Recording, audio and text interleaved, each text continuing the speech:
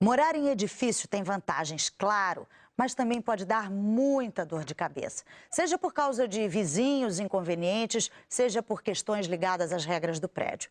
É bom que todos saibam que existem direitos e deveres, tanto para os moradores como para os síndicos e administradoras dos condomínios. Um tema que sempre provoca polêmica e dúvidas. Por isso, nós voltamos a este assunto no quadro Bom Dia Responde de hoje. Ligue para cá, faça a sua pergunta, 2461-2030, ou então acesse a internet g1.com.br/Bom Dia Rio. Quem vai responder é o advogado, especialista em direito imobiliário, Rodrigo de Castro. Bom dia, doutor Rodrigo. Obrigada por ter vindo. Vamos à primeira pergunta de uma pessoa que não quer se identificar. Tem muito isso em briga de condomínio, né?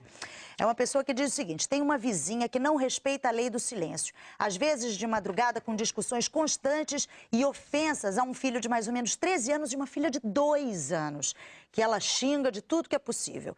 Ainda existe a bateção de porta a noite inteira. O que essa pessoa deve fazer? Ela pergunta se isso é caso de polícia. Bom dia, Ana. Na verdade, isso é uma questão de conduta antissocial, né? E como ela pode proceder perante o condomínio? Na verdade, no primeiro momento que ela consiga colocar isso para o síndico, ela colocando e ele tendo uma assembleia para discutir esse assunto, seria o ideal. No entanto, se não tiver uma assembleia específica, no primeiro momento que tiver uma assembleia, ela em assuntos gerais colocaria esse tema. E aí, dando seguimento a essa situação, poderia-se convocar uma assembleia específica para ir discutir a aplicação de uma multa por uma conduta antissocial, uma vez sendo uma atividade reiterada, né, desse condômino, essas discussões. A Patrícia Ferreira, ela diz o seguinte: ela deve o condomínio de abril a dezembro de 2008 no valor de R$60 mensais. Ela pergunta quanto que ela deve pagar agora no dia 2 de abril. Existe uma taxa padrão de correção ou isso depende de cada condomínio? Existe. Isso, inclusive, é uma questão, né, que foi trazida pelo o novo Código Civil, né, a partir de 2003, e que foi estabelecido que existe uma multa, né, uma multa de 2% e juros, que é aplicado aí, juros de 1% ao mês, né? Faz esse cálculo e ela vai ter que, então, recolher com esse raciocínio. A Adriana mora na Tijuca, na Zona Norte. Ela diz que o apartamento dela tem vaga na garagem, na escritura. Mas todo mês vem a cobrança de uma taxa de vaga na garagem. Ela pergunta se isso é legal, porque quando ela questiona, alegam que está na convenção. Existe a possibilidade de alteração dessa convenção e como isso é feito? Sem dúvida que existe a possibilidade de alteração da convenção. Na verdade, a convenção de condomínio, que é o documento que rege as relações, né, entre os condôminos, né, o documento mais importante dessa relação, obviamente baseado na legislação específica, a convenção ela pode ser alterada mediante 2/3 dos condôminos, né? Agora, mas é legal ela pagar uma taxa vaga na garagem, tendo vaga na escritura? Pois é, não me parece uma situação normal, né? Alguma coisa deve existir aí para esse tipo de cobrança, se ela, inclusive, é legítima ou não. Se ela estiver prevista na própria convenção, tem que saber a que título de previsão foi colocado. O ideal é consultar a convenção. Outra pergunta da Adriana da Tijuca: síndico pode receber salário?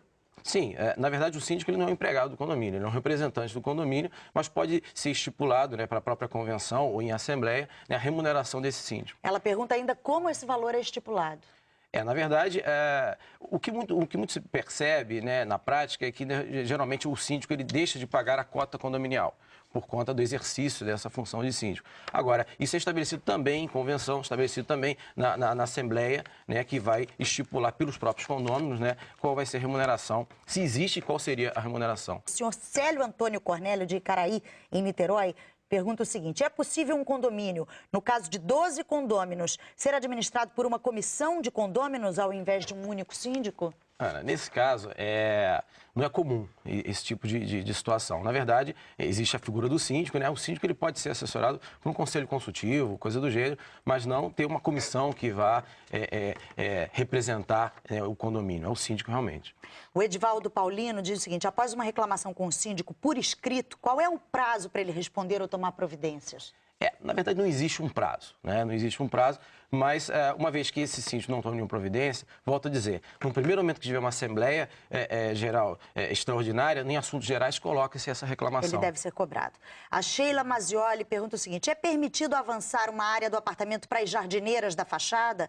As jardineiras são de propriedade dos apartamentos? Como isso deve ser regularizado se não for permitido? Na verdade, esse avançar que ela está colocando, isso pode muitas vezes constituir aí uma alteração de fachada. Então, isso tem sempre que ser consultado ao condomínio, se pode existir ou não. Tem as normas de postura também da prefeitura. Então, isso deve ser objeto de consulta ao condomínio, sem dúvida. Ela faz uma outra pergunta. A palavra condômino dentro da convenção se refere a proprietários, moradores, locatários? Quem é o verdadeiro condômino? Na verdade, o condômino em si é o proprietário do imóvel, o ocupante, né? E aquele que, por conta de um contrato, ele está ali exercendo também essa relação. Por exemplo, o locatário, ele passa a ser também condômino, tendo em vista que existe um contrato que regulariza essa relação dele perante o condomínio. O Edson da Silva, ele diz que mora em condomínio, em apartamento alugado, paga condomínio e aluguel juntos, mas soube que a proprietária não repassa o mesmo, ou seja, o condomínio. Gostaria de saber o que pode vir a acontecer. Isso aí é estranho, essa situação, porque isso vai se reverter, porque é uma obrigação que a gente chama própria da coisa, isso vai se reverter contra o próprio proprietário. Agora, ele pode exigir aí que esse pagamento seja feito diretamente por ele, junto ao condomínio, e apresentar para ela mensalmente o comprovante de pagamento. Eledir Sobrinho pergunta o seguinte: necessito ser representado por um procurador na reunião do condomínio prefeito de voto. Já preparei a procuração, porém me disseram que não é necessário mais o reconhecimento de firma em cartório. Isso é verdade? Essa é uma questão polêmica. Se for possível ele reconhecer, que o faça, porque pode ser questionado, né? Então é melhor que o faça.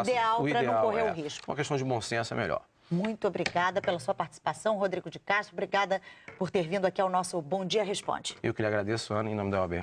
Novamente. E as dúvidas que não foram respondidas aqui no estúdio vão estar daqui a pouquinho na nossa página na internet. O advogado Rodrigo de Castro, especialista em direito imobiliário, vai tentar responder o maior número possível de perguntas que foram enviadas. Acesse a nossa página e confie.